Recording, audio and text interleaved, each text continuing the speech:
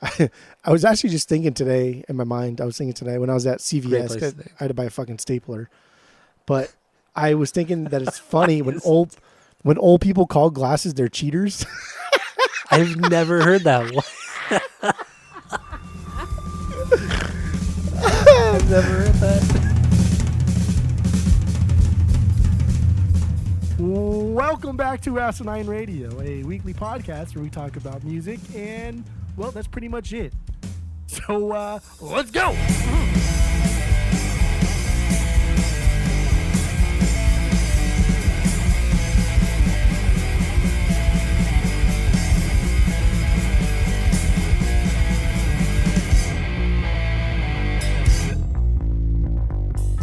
Oh, hey, hey, hey, hey, hey, hey, hey, hey, hey, hey.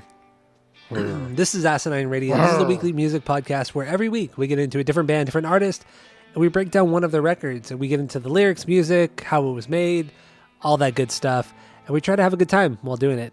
My name is Tyler, and way out there, hundreds of miles away, is Jeff. While you're listening, go to Spotify, Apple Podcasts, give us 5 stars and 5 stars only. All the social media is at Asinine Radio, so follow us on there. Follow us on Discord. Follow us wherever you want. I don't care. Make up a group and follow us on there.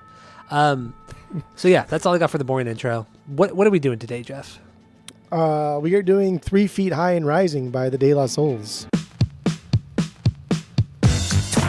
De La Soul, formed in 1988 in Amityville, New York, by Kevin Mercer, also known as Posthumous. What is Posthumous? Posthumous. Posthumous. David Jolicoeur, known as Tregoy the Dove, and Vincent Mason, known as Maceo. The group have put out 8 full-length records, 3 mixtapes, 1 live album, and 6 compilations. Or what? 9? No, actually 9 full-lengths. So I'm sorry. Yeah. 3 Feet High and Rising is the group's first album, and it was released March 3rd, 1989, and is considered one of the more influential hip-hop records of all time. So, with that, what's your origin story with De La Soul? Go. So I will say as an aside, prior to, this is more like a logistics thing, prior to them releasing their stuff on Spotify, if you had any De La Soul song in a YouTube video or anything, it would get flagged immediately. Really? I didn't know that. That like if you look at any reviews of De La Soul prior to March 3rd, none of them will play music because YouTube will immediately block it. I don't know how strict they are now, but we did get banned on the Paul's Boutique one.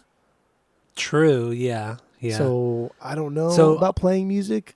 We'll play the songs for you and I, but we will have to cut them out for people listening to the pod later. So yeah. So then what do you got? What's your origin story? Oh yeah. So my origin story is Far Side. Far Side is my favorite hip hop group of all time. That's the Bizarre Ride 2 is my favorite hip hop album of all time. And just listening to them for so long, they've said numerous times that a big influence on them was De La Soul. And that was the first time I ever heard of De La Soul. And then just throughout the years, people always talked about De La Soul, but they've never really been anywhere. And I streaming and stuff. So I never listened to them outside of Magic Number, I Know, and then Me, Myself, and I, and then some songs here and there that I didn't really care for that much. But they fell into obscurity because I couldn't access their material easy enough. Mm-hmm. And that's sad. That sucks. Yeah, it really does. Over sampling issues, supposedly. It had to have been something more than that, though. There's a lot of stuff in there, yeah. Yeah. Yeah. So my origin story, it really goes back to when I worked at Tower Records. Like I said in the rankings episode, there were a couple guys that I worked with, Tower Records, named Sean and Marlo, and they were deep into hip hop. They loved it, and especially underground stuff. And the Grind Date had just come out like a year or two prior to me working there. So they would play it in the store, and I remember selling it a lot to people while I was there.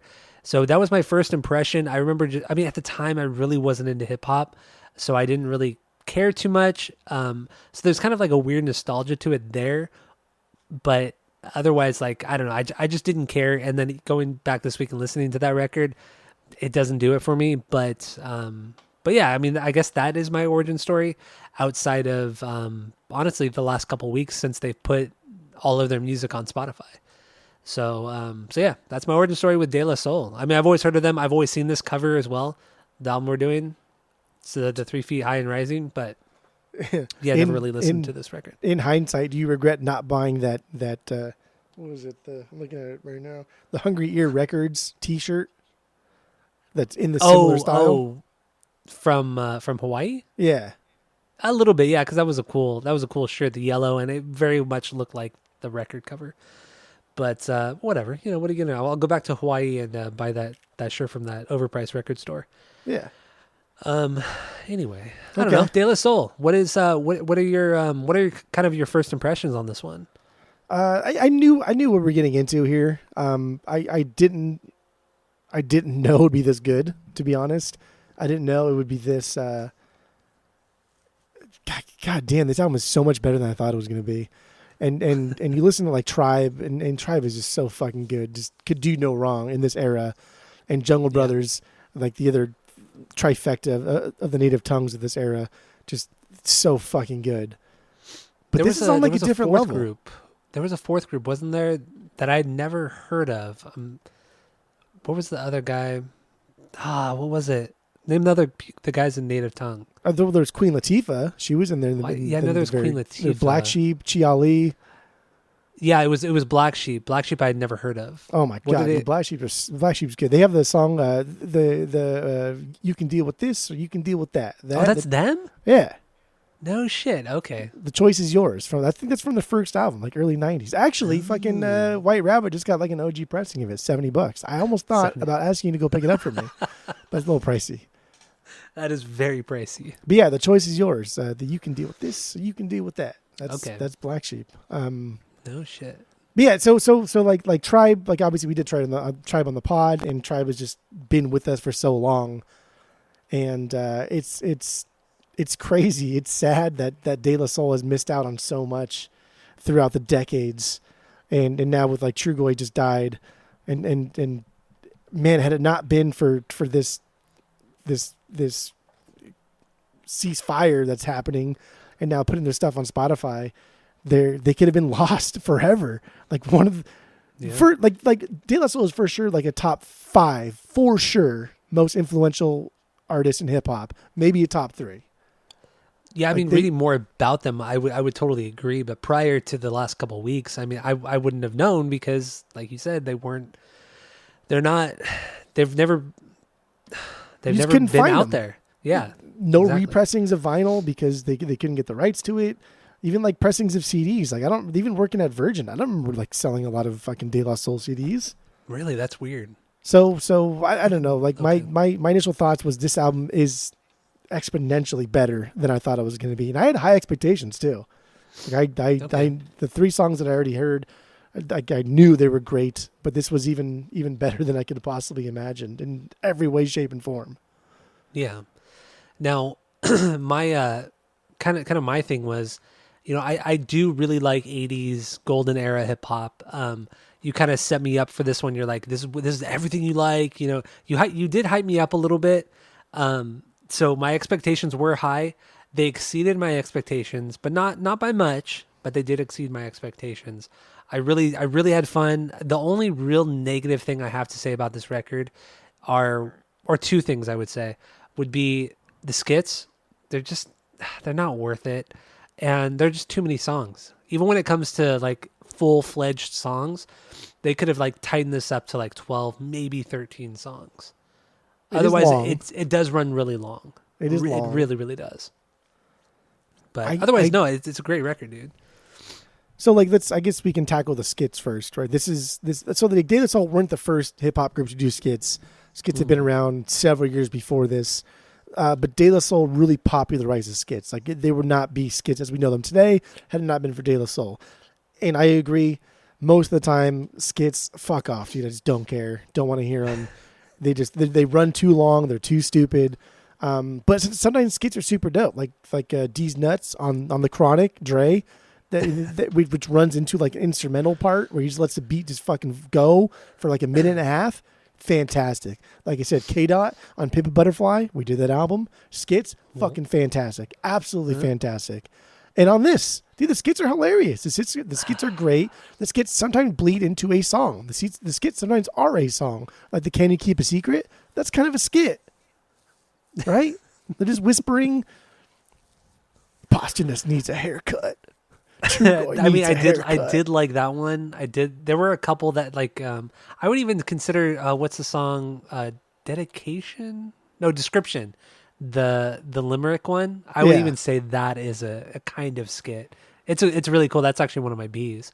But, man, so you're getting a group that is just, they are seeing the world of hip hop evolve around them. They're seeing the rise of gangster rap. Even like LL Cool J, who started off kind of goofy, is now kind of getting a little bit more aggressive, a little more in not quite gangster rap, but definitely getting more aggressive in the way he's rapping. And then like NWA, like they dropped their album in 1988. These guys don't really like it. They like the sound of it. They like what they're doing with hip hop, but they don't like the message. And they said, okay, I don't want to do something that's going against that. I just want to do something for me. I just want to do something that I like. And that's what this album is. And that's what music is, dude. Doing something for yourself. That's what music is, brother. Just doing something for yourself. And people kind of fucking missed the boat on it for a little bit. They did. People didn't understand it.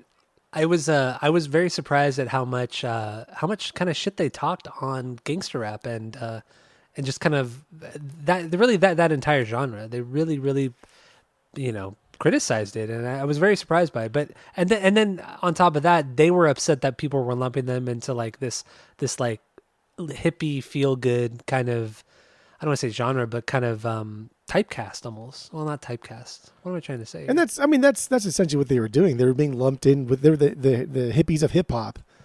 Yeah. And they fucking hated it, but they don't obviously they didn't understand because it was happening as they were doing it. But nobody knew what the fuck hip hop was. Hip hop was forming.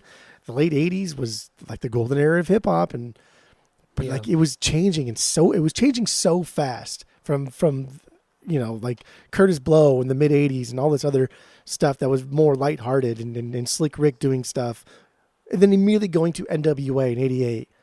Like that's a huge jump. That jump is insane. Jump. It's so fucking huge, and so the stuff is happening in real time. And so with people calling them the hippies of hip hop, like what else do we call you? I don't know what to call you. Like this is still a new genre for everybody. So they kind of took it a little bit more personally than they should. But that's why their second album is so great, is because they prove that they are not the hippies of hip hop. They are better than that. They are bigger than that. Even though a lot of those concepts are still in this one. And this is conscious hip hop. It's not as deep as some of like Tribe's later deeper albums, but there's still a lot of stuff there that is not just superficial. Here's what I think. You still got to kind of think a little bit about this. No, you're right. I did like how they really did balance this record out lyrically between, trash talking other MCs to talking about some more serious things. There was only a few songs about like the more serious, like things like drugs and violence and living in, poverty and stuff like that. But it was there. It was a nice mixture of it all, and I thought that was really well done. But still, you could have taken out the skits and really made a nice round album. And then also kind of talking about skits too. Do you know what band or artist, or it's a band really, that did skits really well with their hip hop music? Who? Short, sweet, to the point. Bloodhound Gang. Wow. They were good, man. That's a band, and because their skits are really, really good because, they're goofy. But they're more based in hip hop than they are anything else. But like Bloodhound Gang isn't a group that you listen to for, I don't know, for like societal change. You listen to the Bloodhound Gang because the dude's a wordsmith and they put together really, really, really fucking catchy songs. Nah, you're right. Yeah, that's true. So, but no, I agree, man. Those, even the shorter ones, right? The only thing going down this window, like those, those skits are so fucking good. They're so funny. And right when you think you got it handled, they're already going to the next song. So you're right. You're right. Yeah. They're like a good short 10, 15 seconds tops. But also, I wanted to mention about this, or I wanted to talk about this record, was that this is like this is a nice transition from like what Fresh Prince and DJ Jazzy Jeff were doing with like that kind of party poppy kind of hip hop thing. And then this is like the transition between that and like what we heard with Wu-Tang and the conscious hip hop of the 90s. Like this is the great bridge between the two of them. It really is. I think because it has a bit of both of those things, because there are songs on here that do sound a lot like Fresh Prince and Jazzy Jeff, but there are also songs that sound like not Wu-Tang necessarily, but that vein of conscious hip hop. And I mean, we did Rock This House, didn't we, on the pod once? Yeah, we did. Yeah, and that was a couple years prior to this. But even like Will Smith, the 5 or 6 albums he did with Jeff, he got more aggressive. He got more and more aggressive by the time they hit the last album. I think that was like the first time he said "fuck" on the album, and that was like a big thing. Yeah. And then his own solo stuff. But like even the whole concept of like Will Smith in this era of hip hop, the very vibrant colors, like the outgoing kind of personalities, but kind of like inwardly shy, maybe, like all of that stuff led to the formation of like conscious hip hop and like goofiness. But these guys were at the beginning of it. These guys, if not started it, more than like Jungle Brothers are the ones that kind of did it before them, but De La Soul really, really like drove it home. I feel like they perfected it. Like if you're playing volleyball and that person like throws the ball up in the air and that other fucking giant comes in and spikes the shit out of the ball, like Jungle Brothers set it up and De La Soul just fucking drove it home. Okay, I really would think like Paul's Boutique, right? Paul's Boutique came out months after this, and the Beastie Boys have said that they listened to this album like, holy fuck, that is so good. We almost started Paul's Boutique over from scratch because that was so goddamn good. And do you know what's so weird about the whole Paul's Boutique and this record, or really, I would say more just this record than any of their other ones, where Paul's Boutique had exponentially more samples than it was over 100 Soul record, and yet that's become this powerhouse of a hip hop record and considered one of the greatest. And they never had they had issues with the samples and everything, but the copyright stuff, but nothing like De La Soul. Like, why is that? It could be a couple things. Racism thing, or that. So there's a couple different camps online. I think it's just because Beastie Boys were signed to Capitol at the time, right? They went from Def Jam and then went to Capitol. And then Paul's Boutique was on Capitol. Obviously, more money behind it. Capitol could already have the rights to some things, whatever they're sampling. But yeah, like obviously, it could also just be like a race thing. Like why are these fucking white boys that used to be in a punker band now Def Jam? They put out that first album, License to Ill, which is kind of like a jokey thing, but like Rick Rubin produced it, and Rick Rubin had connections to like Run DMC and stuff. So there's all that. And then I had a third thing too that I forgot what I was going to say. I got too excited. Yeah, too excited. But I guess now that I'm really thinking about it, the Beast Boys did have a huge hit record prior to Paul's Boutique, so they already had that clout. De La Soul didn't have that. They were kind of known in the scene, like the underground scene, but it wasn't. I mean, they were nothing compared to. I mean, I wouldn't say nothing. That sounds bad, but they were nothing compared to the Beastie Boys. Like sales wise, yeah. But like, so the third thing also was like trust, right? Tommy Boy Records, as opposed to even Def Jam at the time, like Tommy Boy Records, they're nobodies. Tommy Boy thought that De La Soul was going to sell maybe 100,000 copies, be done, call it a day. But it was so revolutionary that they had no idea how big it was going to get. And so when you're a band like De La Soul, you don't know anything. You're kind of like, hey, dude, we have this new thing that we're doing, like this sample stuff. Like, is it cool if we do it? And you're Tommy Boy Records, like, yeah, why fuck not? Like, because no one else has done it. This new water for everybody. Nobody knows what to do. And so De La Soul gives them the money. They give them the record, and they say, oh, yeah, let's put it out. And then Tommy Boy Records fucked it up. They dropped the ball hard. And then when all this sampling stuff comes in, and they said, we do have to cut out for this. We do have to pay the people. They never did it. And they said, fuck it. And then that's why, like, they did pay the Turtles, like, millions of dollars. But they settled out of court for a lot less. But they're like, the fucking Turtles. I know. And it's not like this record sold 20 million copies, It barely broke 1 million copies. And this is the only record of theirs that sold over 1 million. So it's not like they were. That's the weird thing too, man. They didn't sell a ton of records, But that's a especially lot for a it's a nobody band it's in a hip lot. hop. It's a lot. But look, I mean, bringing it back to the Beastie Boys, the Beatsy Boys.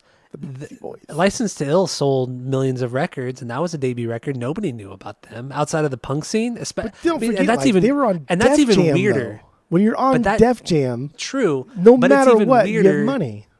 But it's even weirder that they came from the punk scene into the hip hop scene, and they exploded in hip hop.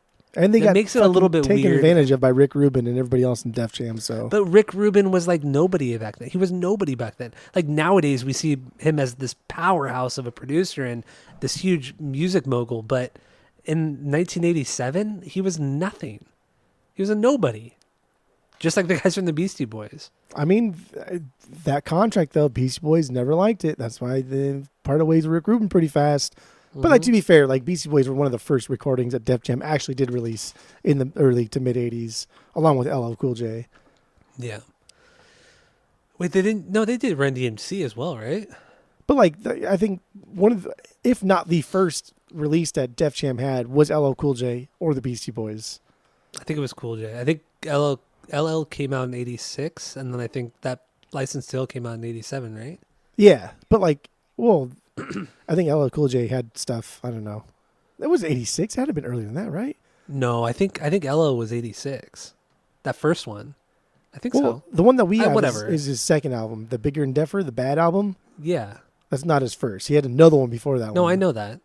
I think that one was maybe '85. I don't know, but like Whatever. it's but that one's also produced by Rick Rubin You're such a hater of this guy, man. because he's a little shyster. He just fucking takes people's money. Dude. That's all he does. Just exploits them. He knows when he knows when Sits on music his sounds fucking good. ass on the couch and just says, "Oh, hey, you're doing a good job there, buddy. Keep it up." Yeah, producers. I love how there's nobody in the middle with Rick Rubin. They either talk shit on him or they absolutely love him. There's never a middle ground with the guy. I've turned the page too with him too. I don't know why it started, but I've really I don't know why disliked him either. for the past several months. He's becoming the new Feldy for you. Yeah, but I still Feldy's really never. like him. I like Feldy. I don't hate Feldy. I just think he's never been good enough to even like be in the conversation of me hating him. But Feldy's done many more bad things than Rick Rubin ever has. No, that's for sure true. But like Feldy owes his career to Tony Hawk's Pro Skater. Man, there's that. Yeah. Yeah. Anyway, back to De La Soul. De This La record. Soul. So, yeah, do you have any stinkers on this one? no. No. Okay. So then, what's Skip your? Let's start with the song we already played, "Me, Myself, and I." Yeah. Let's jump into that. What do you have on this one? So like it was hard to do rankings, so I kind of did like my top 5, then high B's, low B's. So, but this is a top 5 song on the album for me. This song is fucking fantastic. It's a song. It's good. This is so I have 10 B's on this record. This is my 5B. It's good. So yeah, it's a great song. It's really catchy. It's one of the poppiest songs on the record. And then you mentioned that they hated the song. Yeah, Right? hated it. But why though? I think it was just because it got so popular, and the song. I think the song's kind of about. I mean, it's them taking pot shots and then getting labeled as hippies of hip hop, and how much they hated it, and kind of saying that we're more than that. We're more than just this. And I think the society at the time in general kind of was like making fun of them. They're soft, right? Gangster rap's coming up, super hard, and they're soft. And I think that's why they hated it. And they played it every fucking concert. But like your song, your one of your favorite songs, the Saturday Night one. Fuck, what album was Saturday that? Night. Yeah, the jams on Saturday Night from De La Soul is Dead. What? I already forgot. Oh yeah. The roller skating on Saturday or something like that. Yeah, that became like a fan favorite because roller skating on Saturdays or whatever it is. But like they'll ask the crowd, or they did ask the crowd for many years, like, "Hey, do y'all know what day it is?" And the response, no matter what day it is Saturday, and then they would go into roller skating Saturdays, and like that was a fan favorite. But Me, Myself, and I, if they played it like real quick, hated it. Don't know why, because it's a fucking banger of a song. But the song does rip off Jungle Brothers, like just straight rip Really? it off. like the song Black is Black, like the rhyming style in Black is Black is the exact same thing they do here. But they didn't hide it because they even used Q-Tip, who sang on Black and Black, Black is Black, on the Jungle Brothers song. And the line that they say, hey, Q, and then he says, Black is Black. So they don't even hide it. So like that's how close these guys were, De La Soul, with Jungle Brothers, with Tribe, with Q-Tip. And that's the Native Tongues. That's how it was formed. Yeah, they were all part of that collective. So, I mean, that makes sense. I mean, in the end, they're already sampling from other bands. So why not sample from another group in your collective? That's all it is. Yeah. Which is cool. It's fine. Goofball. Which, I mean, that whole thing, the whole Zulu Nation, all this stuff that's kind of related within this, I think is so interesting and so fascinating. Which I eventually want to get into on this episode, but we could do. Do you want to finish the song, get into Native Tongues? Do you want to do the Zulu Nation? What do you want to do? Let's get okay. So let's wrap up the song, get into to Native Tongues, get into another song, and then do Zulu Nation, then go on from there. Sound good? Did you watch the videos for these? I did not watch any of the videos. I just didn't get a chance to. Videos are good. They're just very, very lighthearted. Very.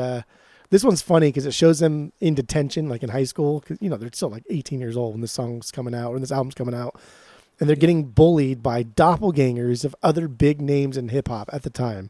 So they're getting bullied by like Kool G Rap doppelgangers or like Run DMC doppelgangers of all these people. And it's funny, but like nobody got mad because it was so goofy, it was so dorky, and like nobody cared. It wasn't malicious. Not at all. Like even when you look at some of the diss tracks, or they're not even full diss tracks, but like anytime they're criticizing another MC, it's never serious. It's like, oh, you stink, or you. Yeah. It's like never vulgar.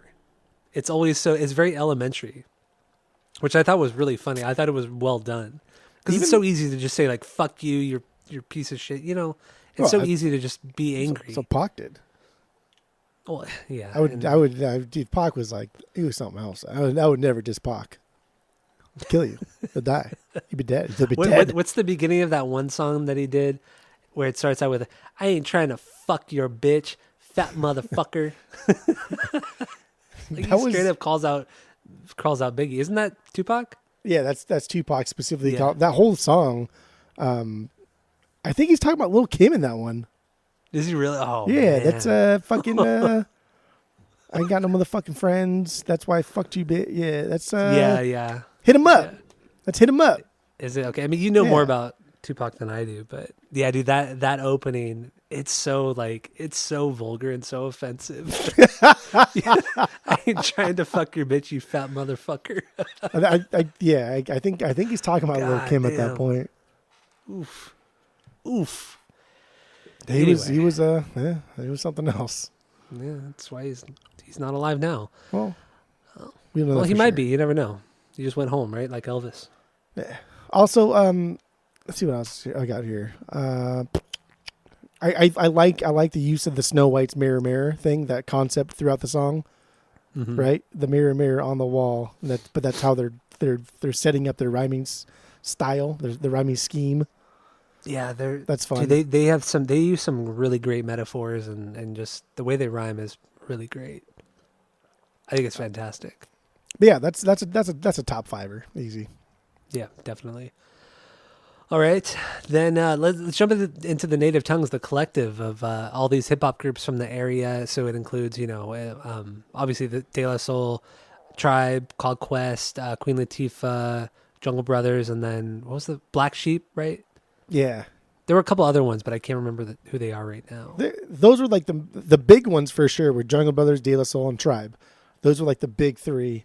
And there was a bunch of like smaller ones, like you said, Black Sheep. And then there was one from the UK that I never knew until this week, but like Money Love. I guess she was like a DJ or something, or like a radio personality. But she was also part of that too. Okay. But yeah, it really started with De La Soul. Really quick, the Far Side were never part of this collective? I thought they were. The Far Side were kind of like, or they were after this then, right? So like the Far Side's album dropped in like 92. So you could say the Far Side is kind of like the cousin of the native tongue movement because they were Yeah. from the West Coast. They're from L.A. They were around Oh, since that's the late right. They were 80s. from LA. You're right. But you're right. they did not like have anything to do with the gangster rap era. Even though they toured with a lot of those people, they played like fucking Lollapalooza and shit. So they were in the scene, but they were more in line with the native tongues, but not in like the conscious realm. They were just, dude, they have a song called Your Mama where they just do Your Mama jokes the whole time. Yeah, I remember that. You know, so like they're not gangster rap. They're not De La Soul. They're something different. Fucking dude, I love the Far Side. And now that I think about it, I think the native tongues that group kind of, I think it kind of dissolved around like 1993 anyway. So I guess that timeline wouldn't really add up, right? I didn't Trugoy say that in an interview?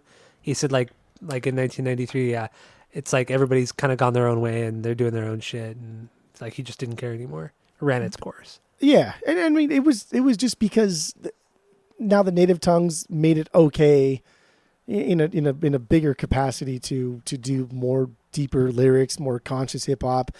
You don't have to be gangster rap. But man, the 90s was so fucking dominated by gangster rap. It was very, very difficult for anybody to do anything. Like Mos Def didn't release his first out. The Black and Both Sides wasn't until late 90s, 99, 2000 even. Yeah. It's like it was so fucking dominated by gangster rap. Or even like we've talked about, like with Outkast, you know, they put out like all these like crazy good records in the mid 90s, and they were just kind of brushed under the rug because they didn't take a side. Yet they were still like playing these huge crowds, selling a lot of records, but they just didn't have that same, just because they didn't take sides, they didn't get that same credibility until later. And we talked about them at the Source Awards, right? Where he's like, what the fuck? Like, we got something to say too. Like, don't fucking forget about us. Like, that was the height of gangster rap. And everyone's like, who the fuck is this guy? Oh, this is this is the outfit that just sold 1 million copies. But you're too fucking focused on East Coast versus West Coast. It was like the reality show of the 90s, you know? Except people were actually dying. Yeah, except people were actually dying. Like shit was actually real, you know? It was like even more than real because like police were involved and there was all this fucking scandals. But yeah, dude, ATLians, we did that one on the pod too. And that was what, 95, 96? I think that was 95. 96. 96. Well, maybe, I don't know, whatever. It doesn't matter. But that was their second album. They already had Southern Supercalifragilisticexpialidocious before that. I don't know. Yeah, native tongues, going back, dude, we'll go all day with this. Just going all these tangents. Seriously. Native tongues, this is, so like as far as I read, native tongues started because De La Soul opened for Jungle Brothers or played a show with Jungle Brothers or were just at a Jungle Brothers show and we're like, fuck, we really, really like what you're doing. We want to like do stuff with you. Like, do you guys want to come to the studio with us and see what we do? And maybe we can collaborate. And Jungle Brothers like, yeah, for sure. So like in like the mid to like maybe 86, Jungle Brothers show up to De La Soul while they're recording in Manhattan, and they're both blown away by each other. They're rapping over each other. They're fucking doing stuff. So Jungle Brothers call Q-Tip. It's like 2 a.m. They call Q-Tip over, and he comes over, and then that's how like the native tongues are formed. That's so rad. From what I read. Yeah. That's so fucking so cool. That's so amazing. Good Lord. It really is. And this is before, so the Tribe didn't even release their first album until 1990. So this is 3-4 years before Tribe even released their first album. So like Q-Tip's already coming up in the scene. People already know who he is because, you know, he was a producer. Doing stuff before Tribe though, right? I mean, he was, right? He's a producer too, so he knows like the production aspect of hip hop. He's been doing stuff since mid '80s for sure, and you know, this like doing ciphers in the park and stuff like that. These guys all know each other, and so Native Tongues is formed, and they're like, wow, this is really fucking cool. We don't want to compete with gangster rap. We just want to be another alternative to gangster rap, and I think that's what made it so successful. That's what made fucking Tribe so successful. Yeah. Oh, definitely. I mean, you never really, I mean, because Tribe, I mean, yeah, it's kind of in the same, Tribe and De La Soul are kind of in the same vein, but Tribe they were so different from De La Soul. Like, they didn't have that goofiness that De La Soul did. It was way more serious, and I feel like maybe that's why people latched onto it, because it did have more of that serious element that gangster rap had, but it didn't have the ridiculousness of gangster rap. Yeah. Right? Is that fair to say?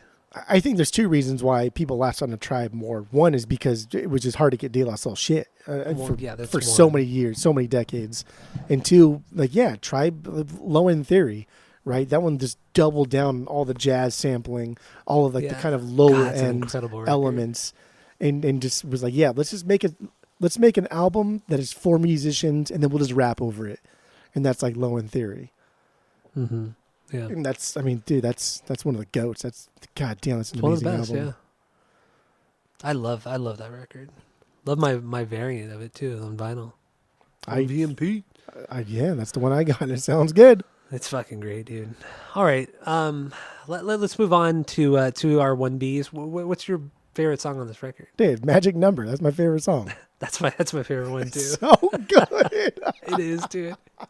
God, if only they had taken out that intro. I love the intro. The intro like sets it up. Dude, the intro like gets you in a good mood. It's just it's goofy. It sets up this little game show thing. You're like, what the fuck is this? Like, why am I going from like fuck the police and then listening to this? This is stupid as shit. And then it goes into Magic Number. You're like, wow, I get it. I fucking just get it. I like that. It's a great fucking. So you have that drum loop, that old school sounding drum loop, and from what I read, it says it's a sample from Zeppelin's song "The Crunch." It's a sample of a sample. Okay, that's what I thought. Yeah, because it doesn't sound like it, but I do love that just that kind of groove, that old school drum groove. It just sounds so great, and you mix that with the melody of the song and that chorus, which is fucking beyond catchy. There's some great scratching going on with that the DJ's doing. It's a killer fucking song. It really is. There's so, I think there's like 9 or 10 samples. It's like the website I use to see samples is just called whosampled.com, and it'll tell you. Do you use that one? Do you ever go there? I've used it a couple times, but I actually forgot about it this week. It'll tell you like who they think is the sample of the song in question, and then it'll give you timestamps and stuff. So it's really, I don't know, it's really beneficial. It's really fun. Just a side note too, RTJ2 sampled this album like on 4 different songs on that album. Oh really? Yeah, a lot of fucking De La Soul, 3 Feet High and Rising samples on RTJ2. I guess the only reason why I don't really think about that is because, it's only been until recently that I really have listened to De La Soul, but whatever. I mean, this week has been the most I've listened to De La Soul ever in my life. And you were so persistent. You really wanted to do this for so long. Oh, so fucking excited, dude. I was so excited when they put it on streaming. I even bought me the shirt from Hawaii. I was like, fuck yeah, I want that shirt. Like I knew exactly what it was, dude. I just for a band that I don't even know that well. I was already in love with them. So you're on that Who Sampled It, whatever website. So on Genius Lyrics for this record, if you scroll down kind of toward the bottom, it says the Magic Number samples, and it lists all the songs that are sampled in this song. It's for the deeper cuts, though. The deeper cuts, like Change and Speak, the next song. Like Genius does a good job, but like someone just needs to. I mean, I could do it because I'm on both things all the time, but someone needs to go in and just merge them. But anyway, what else do you have before we play it? Dude, they're sampling Schoolhouse Rock. That's what's happening here. Oh my God, hip hop is evolving in this way that is just like nobody knows what's happening, and the biggest thing I could just compare it to is NWA, because that dropped and it was shocking. It was the most punk thing anyone's ever fucking heard in their goddamn lives up until this point. And these guys sample Schoolhouse Rock, right? Tipper Gore is probably like, what the fuck? How do I hate this? Fucking stupid bitch. So I don't. Yeah. Oh my God. Who samples Schoolhouse Rock on a hip hop album? I know. I get it, man. It's fucking fantastic. Oh, I love it so much. It's so good. All right, let's play a little bit of the song just for you and I because we can, and then we'll jump into the lyrics. Sound good? Yes, sir. All right, so here it is. Oh, I'm not even ready. What? The Magic Number from De La Souls. The Magic Number from De La Soul. That is a banger. Damn, dude. Even what a fucking banger. The way that they're just rapping their flow, man. It's quick, it's fast, it's witty. It's, oh my God, dude. They absolutely fucking nailed it on this song. And It's unreal. it's really like, it's really elementary. Everything about their rapping style is very elementary compared to like today's standards. Like, what can I do to set myself apart? You rap like this today, and it's just, okay, this is what you should already know.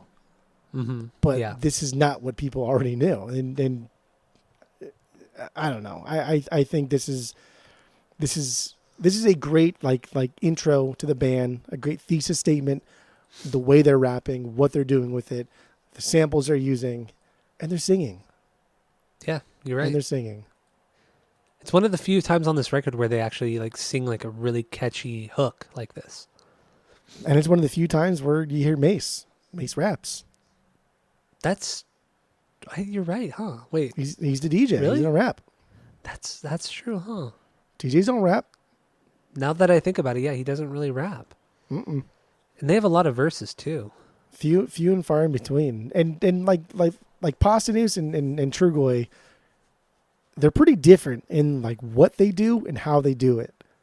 And for being so early in hip hop, not really like knowing how to, I don't know, differentiate from the two. Because besides, there's really no other like duo in hip hop at this time, right? Like No, Chuck D had yeah. Flava Flav, and they weren't like Flava Flav But didn't that's not fucking a rap. duo though. Yeah, that's not a Eric really B a and duo. Rakim, like they weren't like a duo either. Like there was nobody really Mm, trading verses back and forth except for NWA, but that's just a fucking that's that a was a posse group cut. though. Yeah, Yeah. that's not. I would say Beastie Boys would be the closest, but that's not a duo.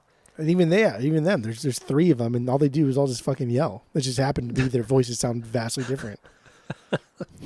Yeah, Just- all they do is just fucking yell. Can't stand it.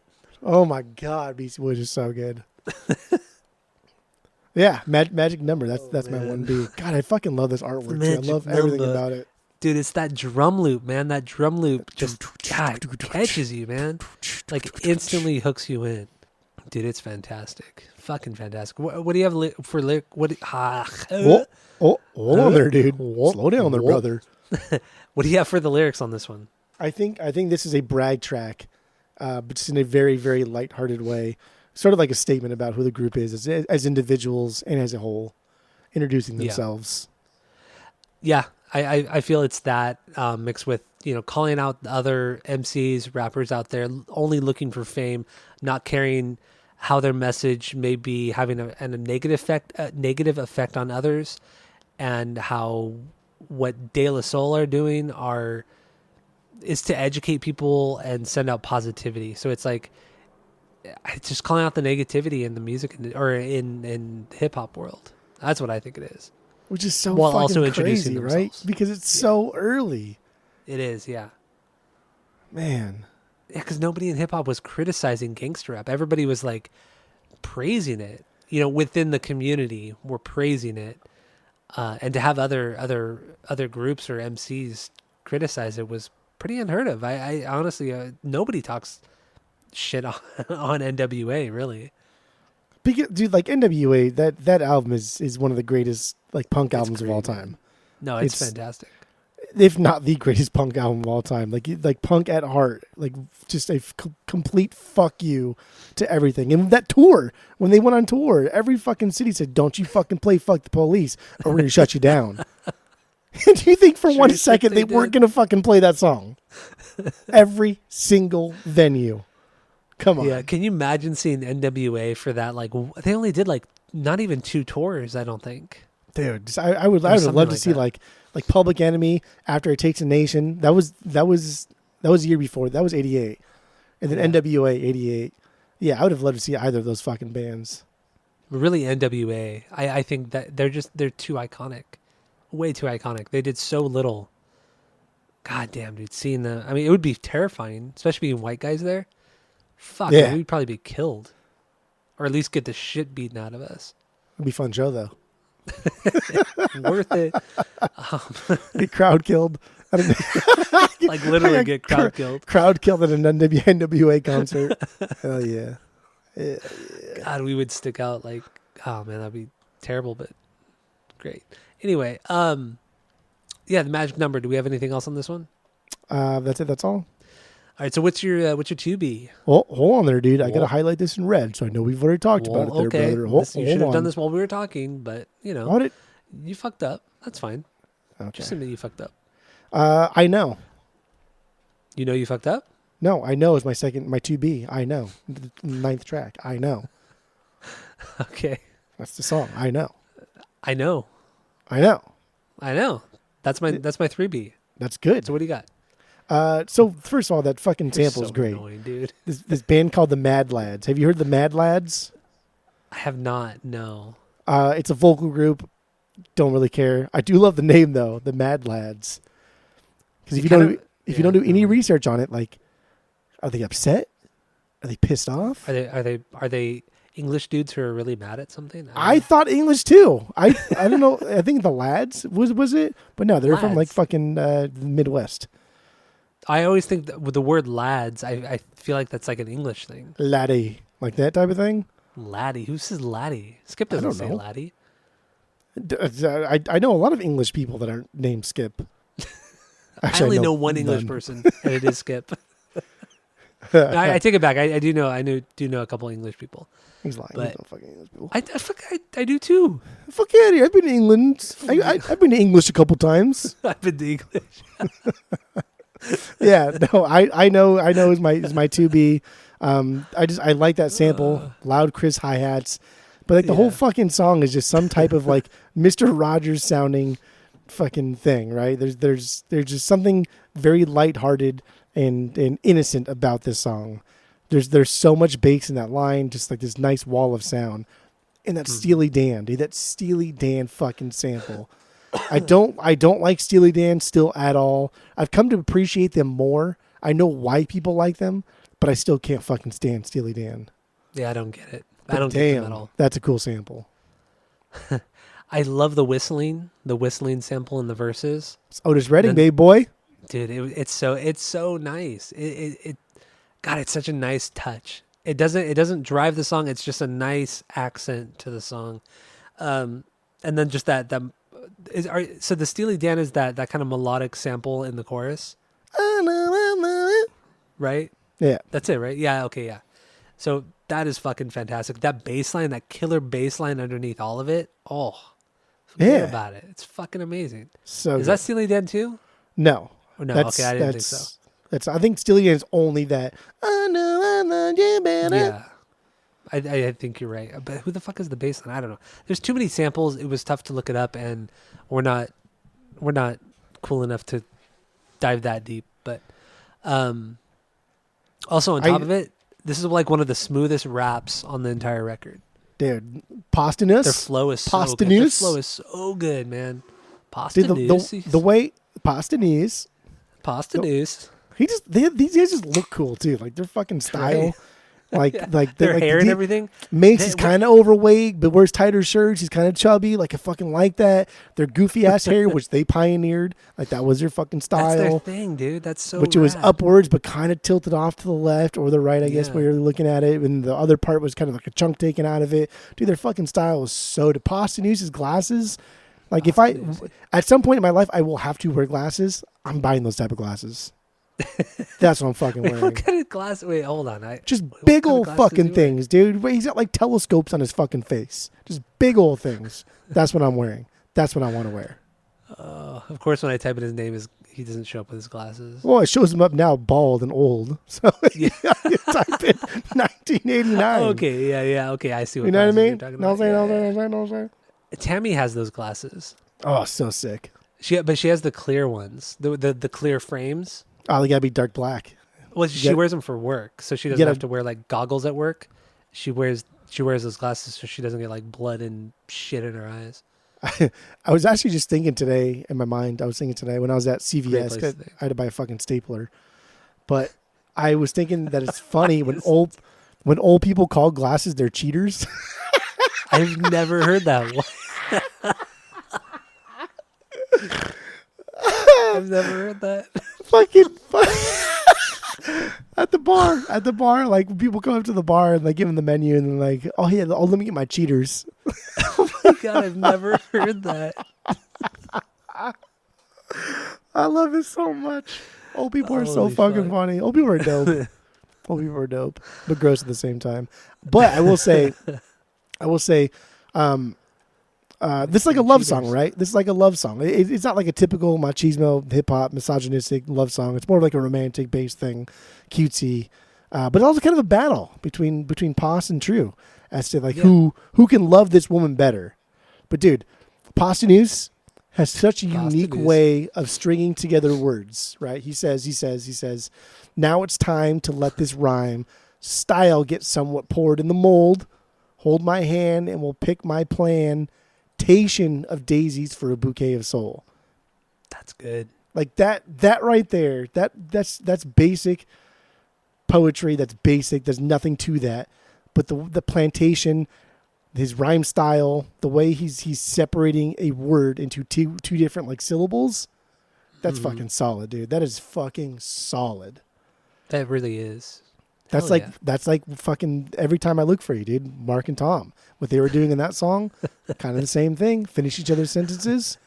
So good. Yeah, no, you're right. You're right. Dude, I love when I like when people just split up words that just aren't normally split up, or like, why would you split up a word anyway? I love it. Just to be different, really. That's what it can. Or if you're gonna try to rhyme something, that's the only God damn, reason it's why. good. Apparently, like Plug 1 and 2 worked at a mall together, and they'd always hear that Steely Dan song over like the loudspeakers, and they liked the song. Like, oh, that's a good fucking song. And then they would like trade raps and stuff while they're working the food court or where the fuck they worked, and that was like the start of them using that Steely Dan chorus. That's what I read. That's super rad. So let's play a little bit of I Know, and then for you and I only, because we're special. And then I do want to, I kind of have a different thing on the lyrics, but yeah, so let's play I Know from De La Soul. I Know from De La Soul. I know. So lyrically, I have on this one, I feel like this is the only song that goes in theme with the skits, the game show skits.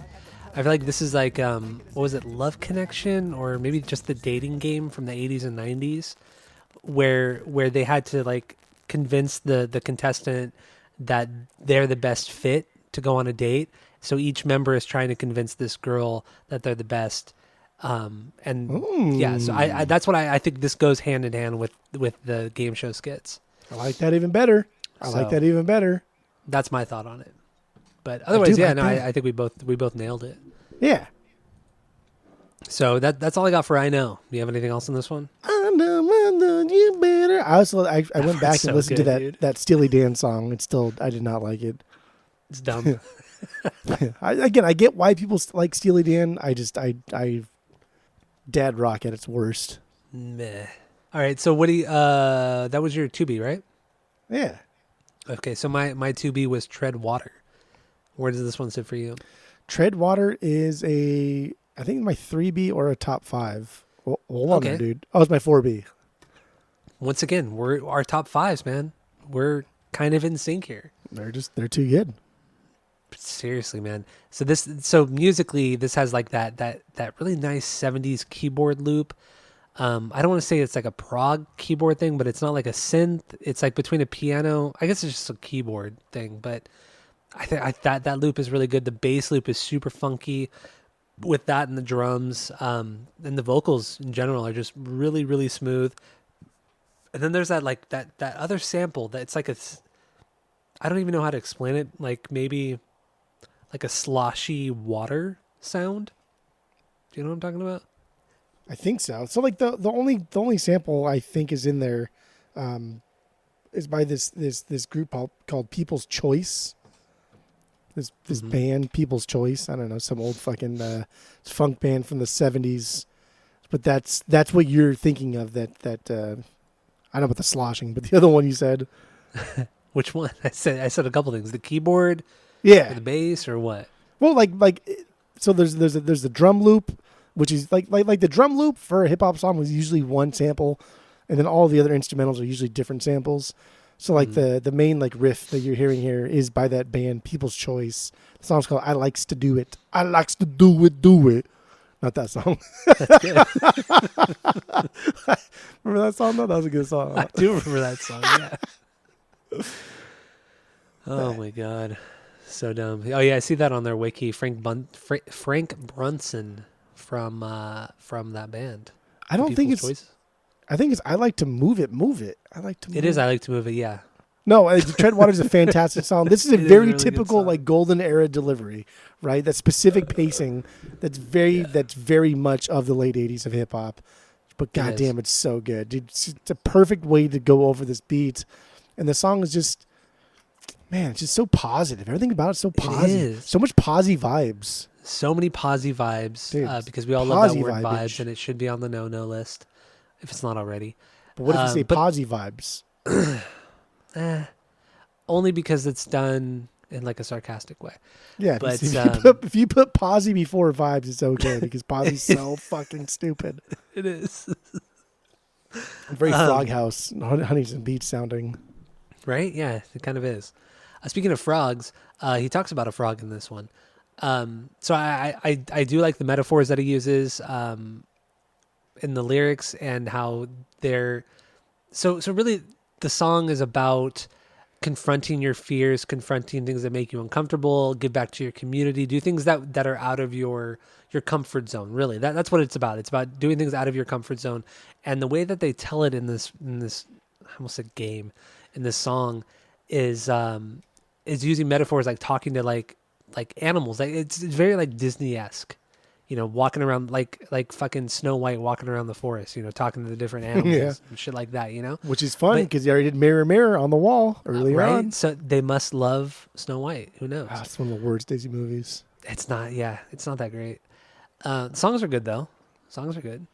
Whistle While You Work, that's a fucking banger, dude. That's a good one. Anyway, Tread Water. I do like the message in this one. I feel like it's very positive. It's just really well written. Honestly, it's probably the best written song outside of the Limerick one, which is just, it's so silly that it's good. But this is, outside of that one, this is like the best written song. I think it's fantastic. I like it too. Lyrically, I mean, not music, but lyrically. I like that all of the animals are kind of just like happy to be alive. They're happy, just like things are just going their way. Like the fish, he's just like, dude, I'm fucking just happy. Like my water's clean. And I'm not on the menu. Like I'm just happy to fucking be here. Yeah. I think it's that's like a cool, like, let's take a step back, breathe in, take a moment, enjoy your surroundings. Kind of like the Carpe Diem before that got really big in like the 2000s. Well, like bringing it back to the fish part. I mean, that whole verse, you know, it's about, he's talking to the fish and then he talks to the monkey. So the fish is like, the fish is grateful to be alive, to have fresh water, to be clean, all that kind of stuff. So be grateful for what you have. And then it goes into the next part of that verse where it talks about meeting up with the monkey who he describes as disabled and unable to get what he wants because of that disability. So this is you giving back to your community, helping out people that are less fortunate than you. And dude, the message is I got you. It's so good, dude. The message, dude, this song was so good. The message was fantastic. It really was. And God, the wordplay that they used was amazing. It was so fucking amazing. These are my favorite lyrics on the whole record. They're just without a doubt. So, dude, that's like the best way to put it. Just so posy vibes. Yeah. It's just but so not happy. Cheesy. It's not cheesy, man. Yeah. It's the wordplay that just makes it endearing, that makes it lovable, I guess, is if that's a right word. But yeah, it's the farthest thing from cheesy. And I like that it's just well written. I like that phrase, like tread water, right? Why are you treading water? Are you treading water because you're trying not to drown as fast, or are you treading water because sometimes like it's okay. It's okay to just be unproductive sometimes. It's okay to just be in the middle. Treading water. Treading water is it's a very weird concept. Well, I viewed the title as like always be trying, like always always putting yourself like Oh, I always like putting that. your like it's always trying, because when you're treading water, you're trying to stay afloat. And the meaning of the song is to always help others, to always to try See, look to at do you something. tonight. Look at you Dude, tonight. I try, man. I try. But that's what I got. That's what I'm saying, dude. I think this song is the Oh, best thing so good. that they've done lyrically.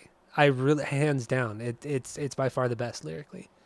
Not the best musically, but lyrically, it's amazing. Yeah, this is a banger. Yeah, through and through. I love it. So, I mean, do we need to play it? I think we've kind of exhausted it. That was your 2B? That was my 2B. Well, So, not 2B. yeah. So, what's That is a your question. 3B? I probably should have scrolled there before.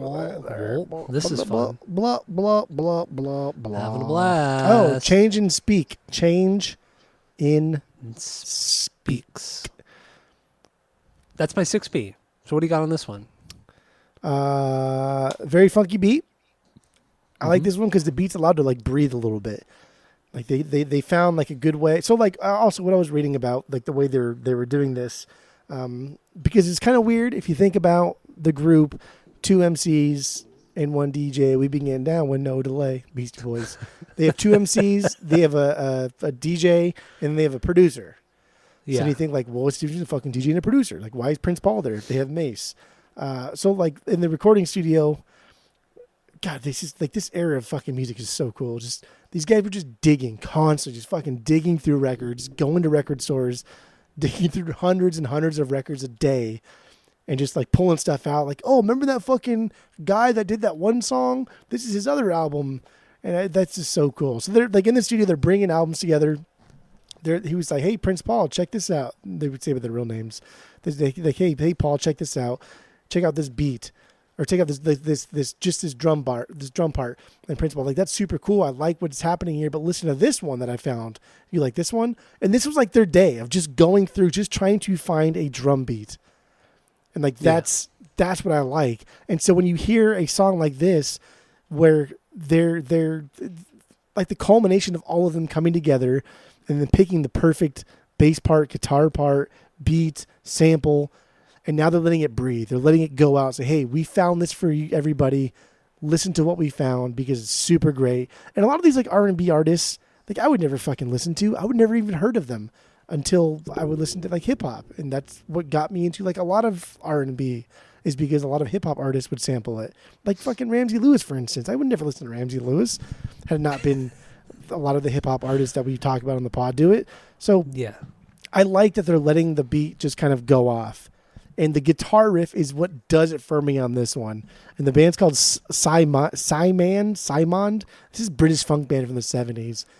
But Yeah, man, I've never heard of them.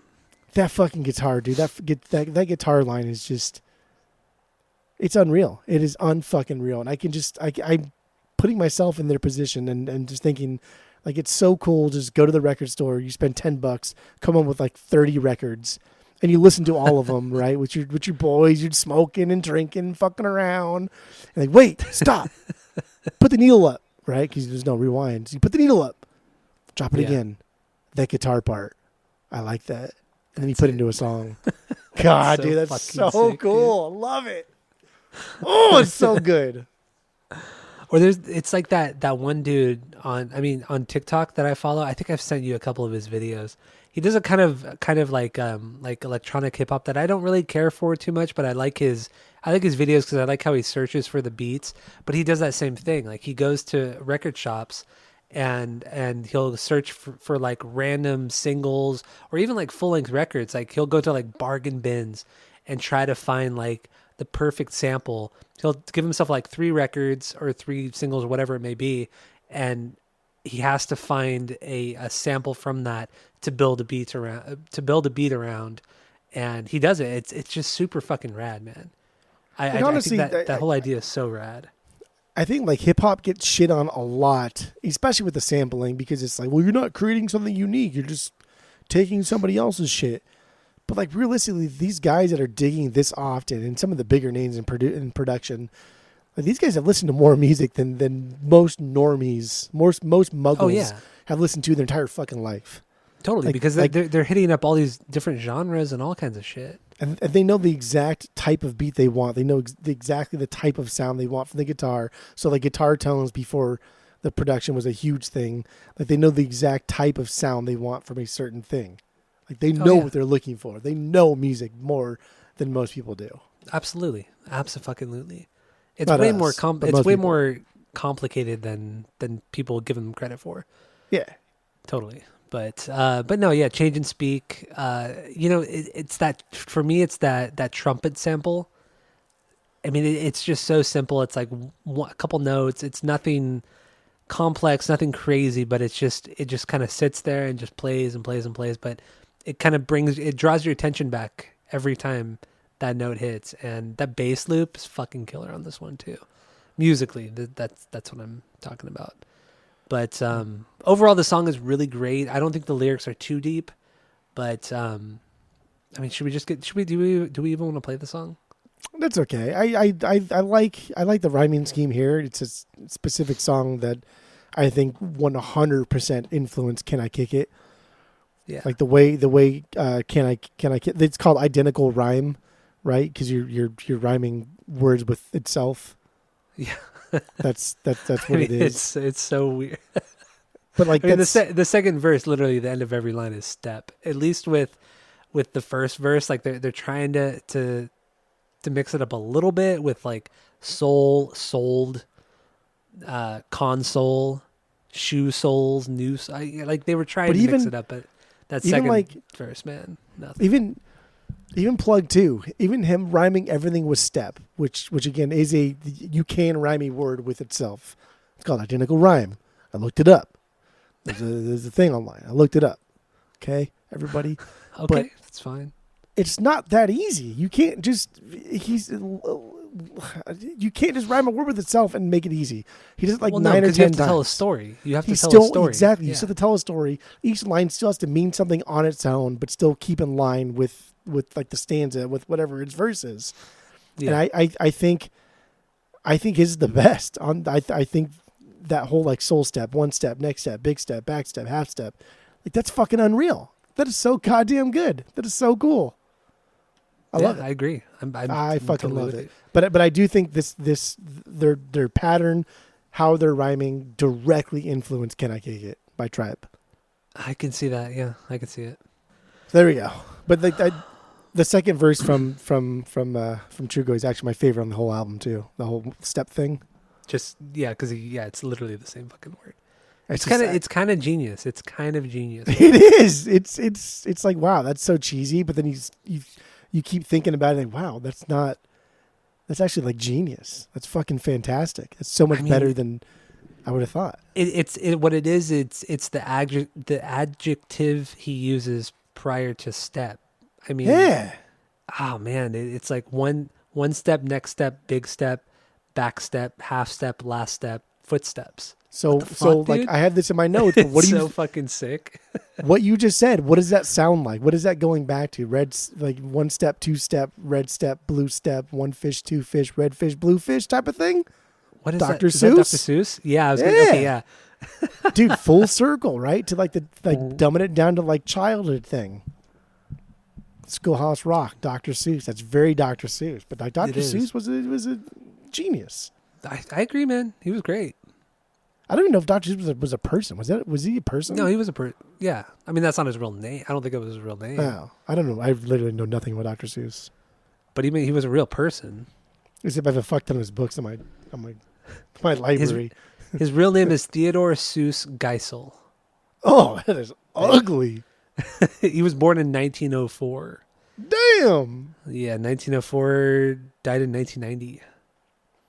Yeah. Didn't people hate Dr. Seuss like 91, like a year ago or 2 years ago or something like that? Right now, currently, a lot of his books are being censored. I think in the UK, maybe not here in the States yet, but at least in the UK. For what? For saying fat and big or something. Or no, for saying fat, so they're replacing the word fat with big. It's like things like that. Are you rhyming, or you said fat and that? Oh, did I really say fat and that? Yeah. No, Cat in the Hat is. Well, actually, I think about it now. I think maybe a few years ago I think there were some rewrites too, because I think there were some like racist things like about I think Asian people or something like I don't remember. Oh, I can see that. Dude's from fucking 1902 or whatever the fuck it was. I'm sure he's racist. I know. Well, I mean, okay, so like there's even like a little article on his wiki saying World War II era work. So I guarantee you he probably really goes after the Japanese culture, and I'm sure that's not very appropriate nowadays. That's what sold books in 1940. Yeah, I mean, it's called propaganda, baby. We all do it. Seussical the musical. That was a dumb musical, man. I don't know why people like that. I don't get it. You love it, though. Ugh, cuck over here. Are you just asking me a question and giving me the answer? Is that what's happening? Yeah. Okay. And I hate when people do that. I hate what I hate is when people ask themselves a question and then they answer it. Do you like that musical? Yes. Would I watch it again? Yes. Oh, I hate it. Oh, it bugs me so much. And Mike was doing it to me when we were in Arizona.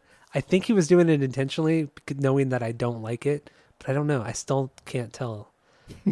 But dude, I hate when people ask themselves questions and then answer themselves. It's so annoying. It's unnecessary. It's a cheap way of getting out of like a conversation. Yeah. Yes. Like instead of stating a fact, like I like Seussical, the musical.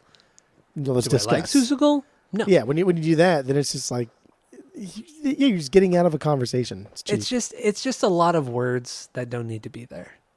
You know, words, right? Words are like bullets. Words are words, man. What's anyway.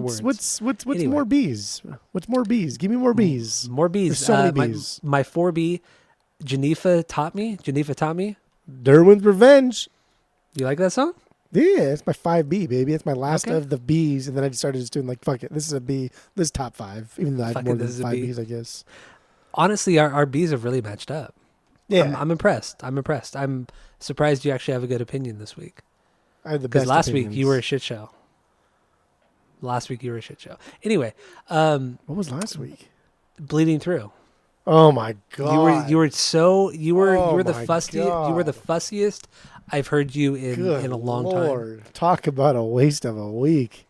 You're so dumb. Talk about 10 hours I'll never get back. Jesus fucking Christ. All right, so this song reminds me a lot of a Fresh Prince song.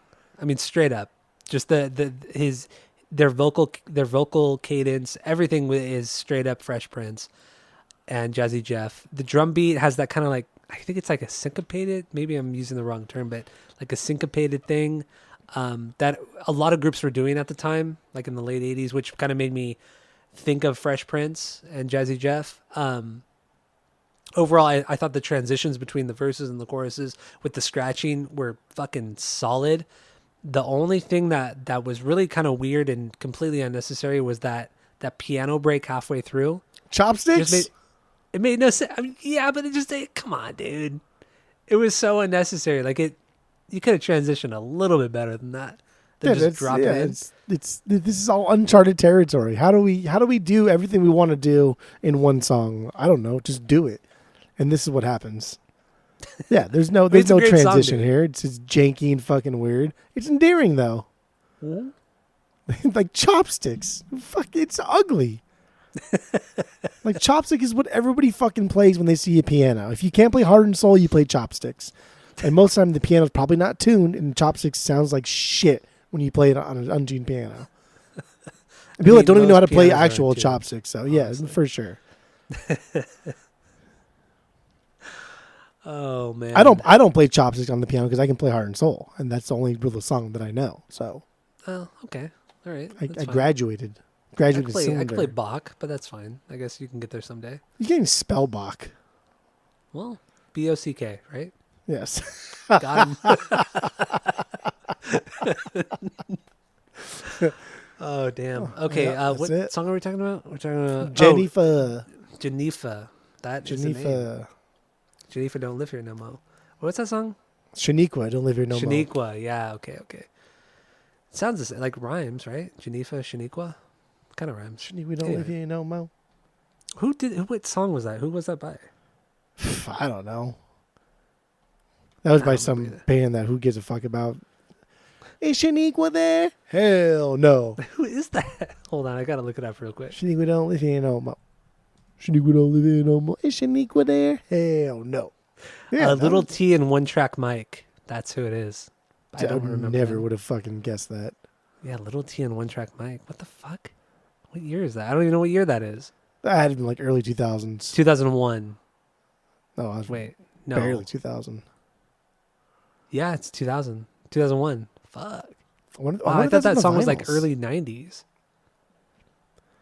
Okay. No, it's still like hip hop. It's still hip hop sounding and still kind of like getting into the pop punk realm. I think, if I remember the song correctly. Yeah, but I thought the song was way old. I don't know. Whatever. I shouldn't Doesn't even matter. leaving. You know, I'll buy the single. I would actually buy the single too.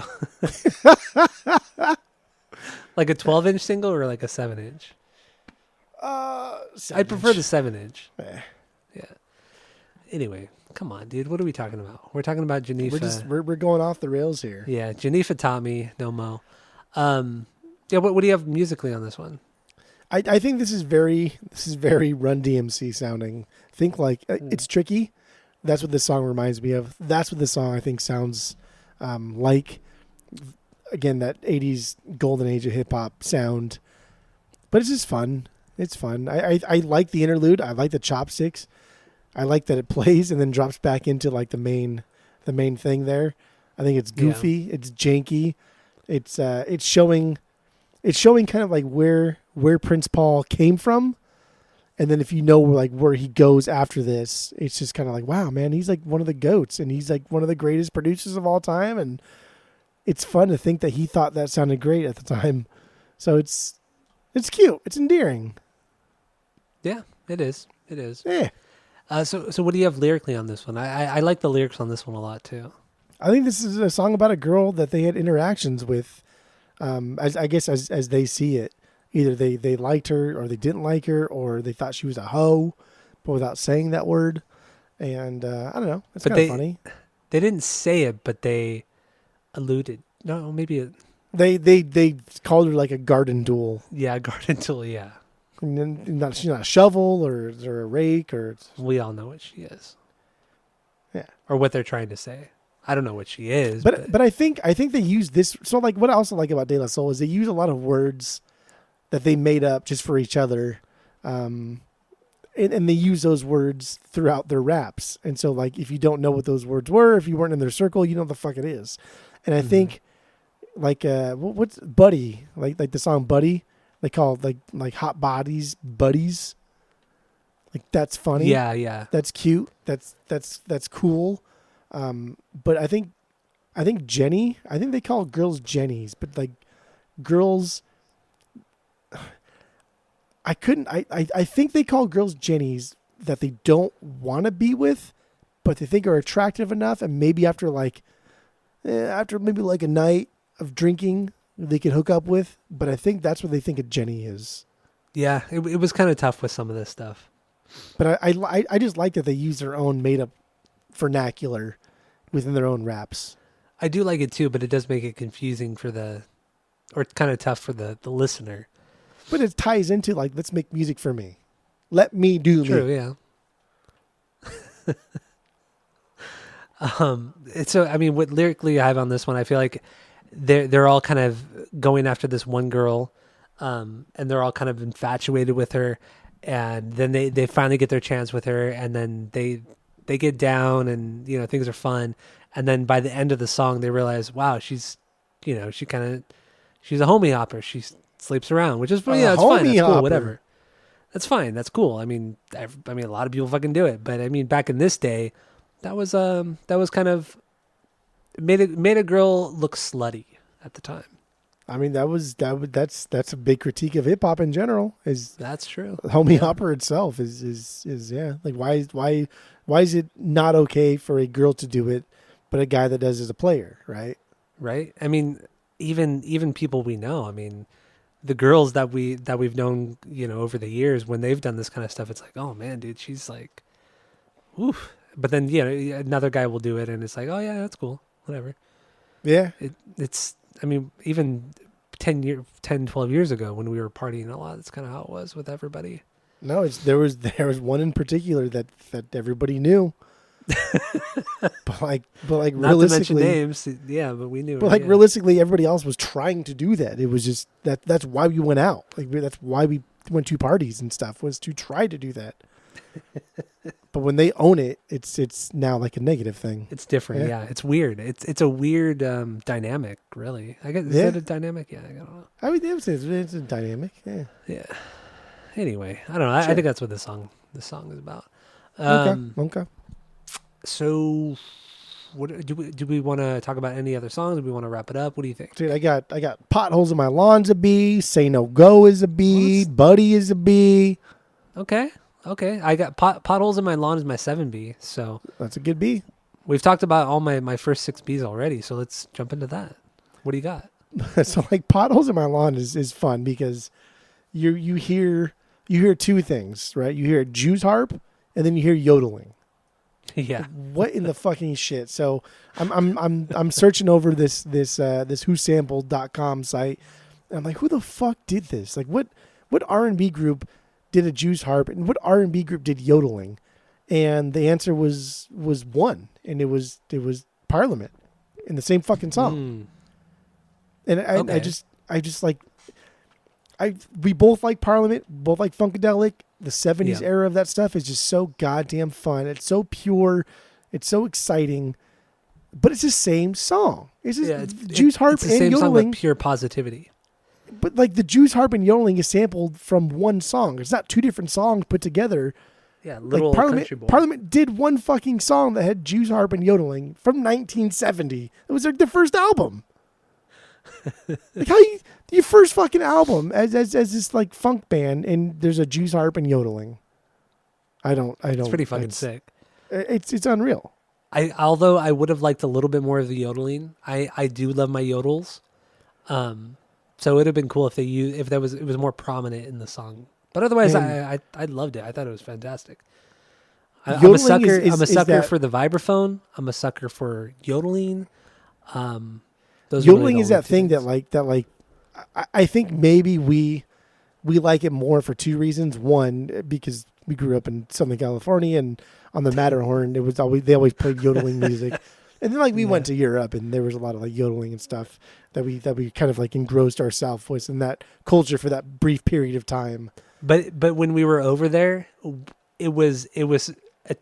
yodeling thing was a tourist thing. Like people that lived there didn't like that shit. It was all for the tourists. They even told us that too. But whatever, I don't give a fuck. It's fucking sick. It's fucking cool, but it can get super annoying pretty damn fast. It can overstay its welcome faster than it can warm up to you. Yeah, it's true. I mean, listening to more than like 15, 20 minutes of it can be a little much. But like I don't know, that's not like the early Jimmy Rogers, the yodeling cowboy. He's been doing it. True. Was doing it in the 20s, 30s. But I don't know. I think that's just crazy. And the Jews harp do that blah blah blah blah blah. And you stick it in your mouth and you flick it blah blah blah blah. Some guy came into the record store like a month ago with a Jews harp in his mouth, and he was like blah blah blah all over the record store. I was like, dude, is that a Jews harp? And even just saying the words just sounds weird. I don't know. It sounds racist, but it's not. And I was like, is that a Jews harp? He's like, yeah, check it out. I bought it on Amazon for like $8. Blah blah. But his girlfriend's like, I fucking hate it. I'm like, dude, I want one now. Just so you can walk around your house and annoy everybody. Blah, blah, blah, blah, blah, blah. God, it's so cool. But yeah, who uses that in a fucking hip hop song? That's not tough. That's not edgy. That's not gangster. Love it. Love it. Oh boy. Hey, I'm with you. What's also cool about this song is that it's kind of a slower song that kind of trudges along with that just awesome groove. That like it's not an upbeat song, but it has that like something that like a rock song would have. Like the way the song progresses and moves along is very rock based, which is something that they don't really do on this record, which I thought was cool. But yeah, it's good, man. It's a good song. It's a good one. And then lyrically, I mean, this is just kind of like a metaphor for like, you know, bad rappers. Yeah, like their suck at MC track. Yeah, it's a diss track. That's really what it is. But the metaphors are really sick, man. I think classier. Once again, it's a little bit the elevated. lyrics are great. They nail it. Yeah. Absolutely nail it. Say No Go. That's another B for me. That's another one. What is that? That's the next song, right? Yeah, the next one.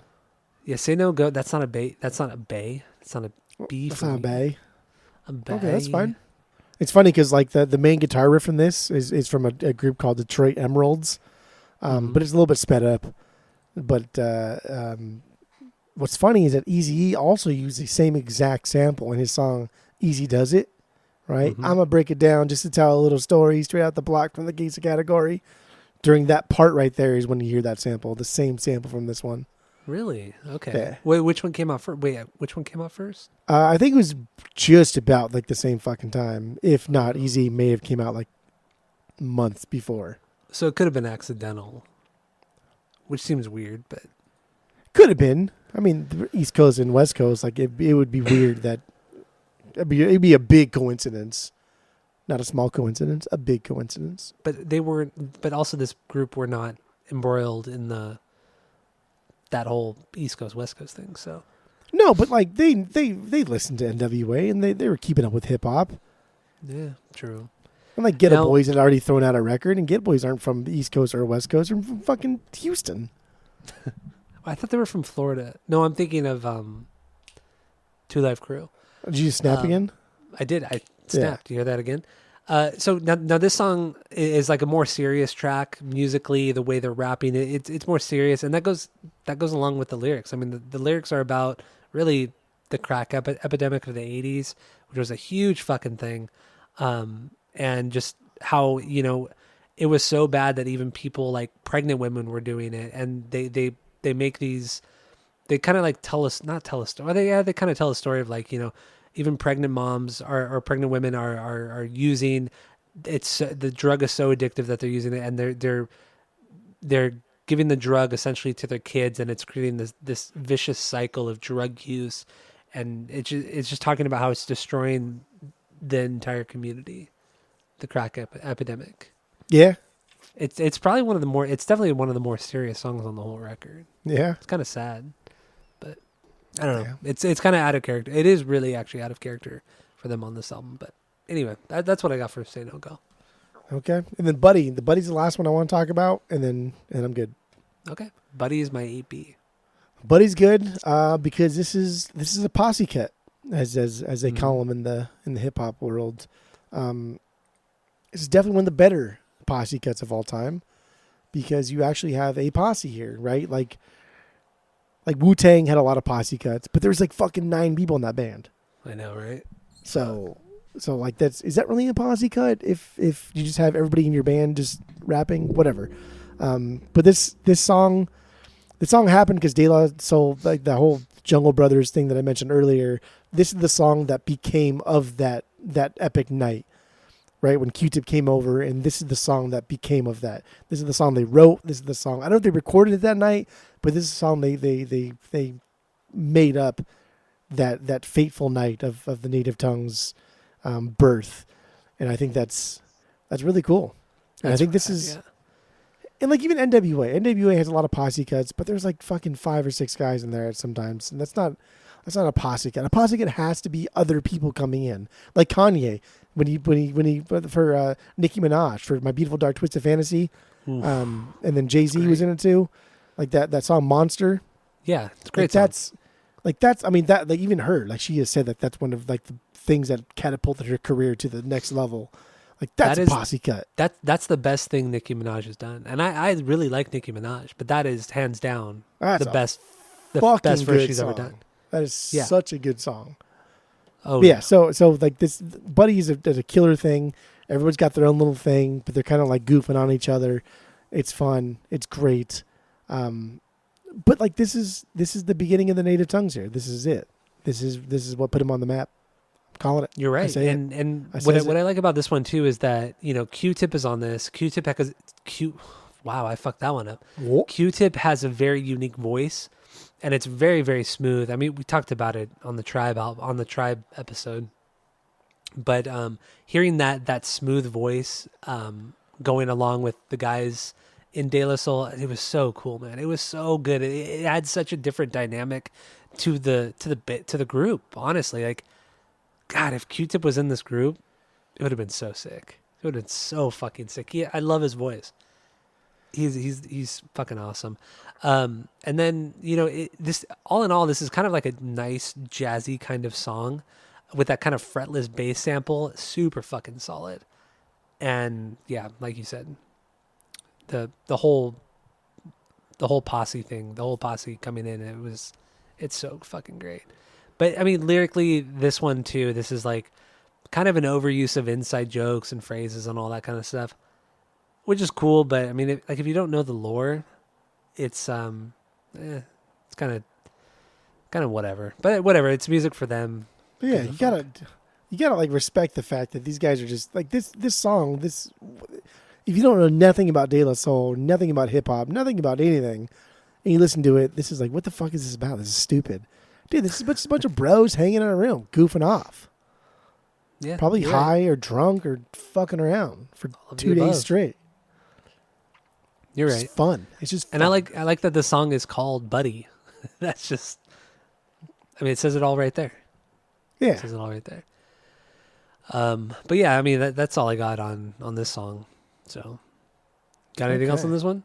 No, that's all I got for the song. I got notes, but I'm out of B's. Really? Okay.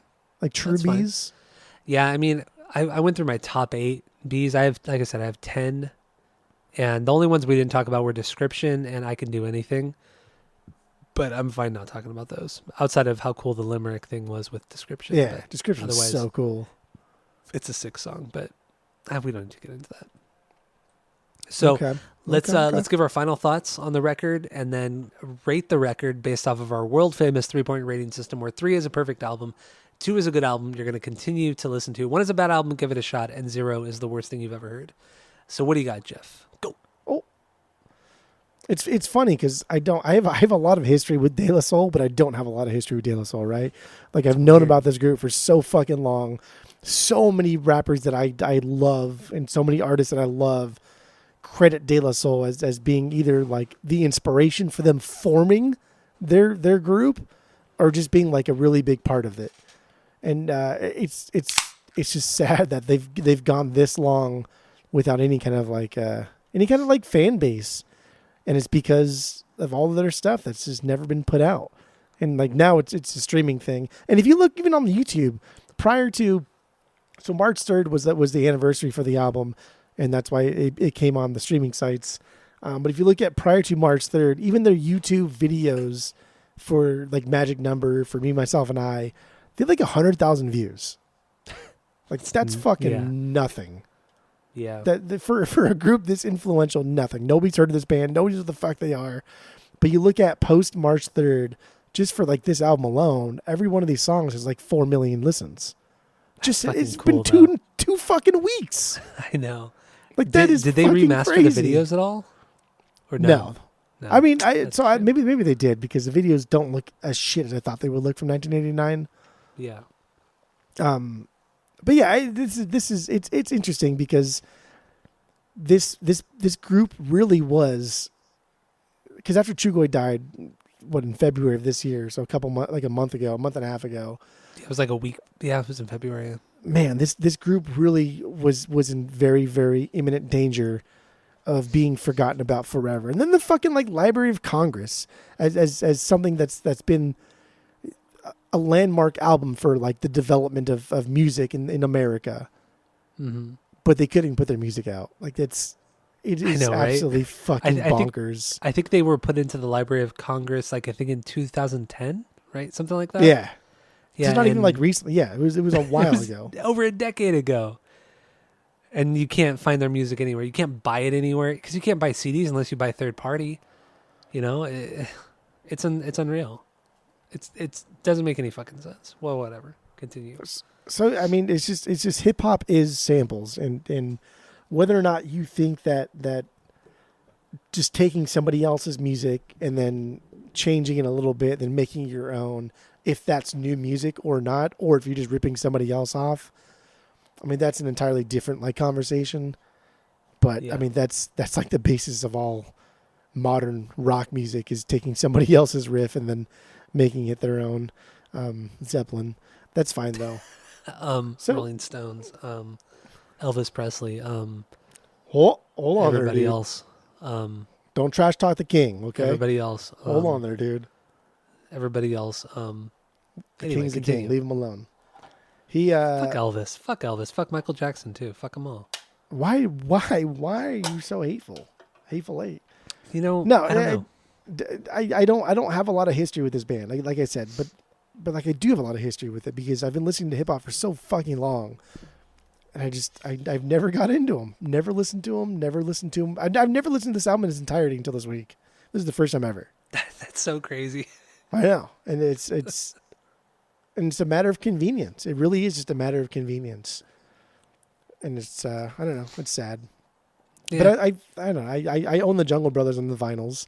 Bought that like early when we started listening to the vinyls and stuff, and then like Tribe. We've done Tribe on the pod, so this is really no different than either of them. But it's also very different than either of them. I think this is better in so many ways than Tribe and Jungle Brothers. I don't think Tribe would have had as an illustrious career had it not been for this. But Tribe, I think Tribe perfected the sound. Oh, totally. Yeah. But I don't think Tribe would have even existed had it not been for this album. So as, just as far as like how good it is, its impact on hip hop, and its just impact on music in general. This is a beyond perfect album. This is better than a 3 out of 3. This did so much for fucking music that nobody even realizes. Okay. It really did. All This right. did so much more for music than people realize. It's not just hip hop that samples shit. Like any kind of electronic music that uses a drop, any EDM that uses a drop, that's a sample. Any kind of like techno music that is using a bass, drum beat, sped up, slowed down, whatever it is, that's a sample. Okay. Fuck, man. Even like you said, even the King, even the King covering when you cover a song, that's a sample. It's yeah, exactly. It's a different word. It's different nomenclature. And back but it's a then, sample. in the 60s and 70s, or especially in the 60s, nobody fucking got the rights for that. They just fucking did it. You just did it. They just didn't give a fuck. Yeah. Then why is it different when hip hoppers do it? That's Because I don't- Elvis I was don't white. get it. And they were able Whoa. to market him way Whoa. better. That's why. Come on. I 100% agree with you, dude. That's what it is. Fuck Elvis. Absolutely. Man. Fuck that overrated. He's so fucking overrated. Elvis does has one banger of a song though, "Viva Las Vegas." Woo-hoo-hoo. Is that actually his song? I guarantee you that's not his Oh song. God, don't even tell me that. I'm not even gonna look it up. I'm going to look it up right now. I have the 45 of it too because I love it so much. There's no... he never wrote any of his songs. Maybe he might have co-wrote a couple of them, but no way he wrote that song. Oh, Elvis, please write "Viva Las Vegas." Oh my god! And it brings up this movie. I don't care about his fucking movie. Maybe the song was written for the movie. It's possible. Yeah, soundtrack "Viva Las Vegas." Yeah, that's Elvis right Say there. that Do again. I don't know what I said. Close enough. Okay, so Okay, it was not written by him. Yeah, Doc Pomus and Mort Schumann. Wow, those are names, huh? Damn. But it was written for the movie for Elvis. okay, but it's not Elvis, and he did not write it. Well, everybody knows Elvis didn't write any fucking thing, so Oh, that's the whole point. That's what I was trying to say. he's That's what I was entertainer. saying. One of the greatest entertainers of all time. Ugh, God, that's exhausting. Anyway, Dude, continue. Elvis, David Blaine, David Copperfield, Cher. These are all great entertainers. Okay, Sigmund Okay. Freud in Vegas. Sigmund Freud. Yeah, I already gave my rating. I gave it a fucking 3 out of 3, but beyond No, the you 3 didn't. out of 3. No, you Yeah, I didn't. did. No, you I just said said I'd it was give a this- beyond perfect banger. You didn't say it was a perfect 3 out of 3. Okay, then I give it a 3.1 out of 3. No, well, you can't do that. Even though there I are just did. no restrictions, you can't do that. I give this album a 3.1 out of 3. Oh God, don't do this. I just did it. It just happened. All right, my final thoughts on this one. This was better than I expected, exceeded my expectations, EE as some might say, and I don't think this is a perfect record. I think the skits take away from it. There are a couple songs that aren't. They're whatever. They're fine, but they're not beyond bangers. So I can't give it a perfect 3 out of 3 because of that. I do think this record is highly. I mean, it is without a doubt highly influential. I mean, everybody from Tribe to everything from that conscious hip hop era. This to changed the Kanye. course of hip hop. Kanye said this is one of his. I mean, this record is one of the biggest influences. And There all would know be no Kanye the without greatest this record. hip hop producer of all time. I'll say it. I don't care. greatest Kanye's hip not hop the greatest producer of all hip-hop. time. No, You don't think so? no. He's top 3. Dr. Dre is up there. Yeah. obviously. No, Dr. Dre is the top. He's You the really- best producer of all time. I don't know, man. Kanye is something else. I see. I used to be on that wagon too, the Dr. Dre wagon. But then I grew up, and Kanye, man, he's next level. But anyway, yeah, fuck it. You know what? I'll give this a 2.8 out of 3. Oh my 2.8 God, out of 3. dude. It's You've the given- skits, man. You've given shittier records perfect 3s. That's not true. What I say is the truth, and what you said is a lie. So, yeah, 2.8 out of 3 for me. I think this record is fantastic. I'm glad I bought it on vinyl. And, You do want this on the vinyls now. Look at that. Yeah. Hell yeah, I bought it on vinyl. Man, it's sick. So, yeah, I don't know. Is that all you have on this one? Got anything more? No, that's it. That's all. All right. Well, thank you all for listening. Go to Spotify, Apple Podcasts, give us 5 stars, and you know the drill. Follow us. Tell all your friends. That's it. That's all. Anyways.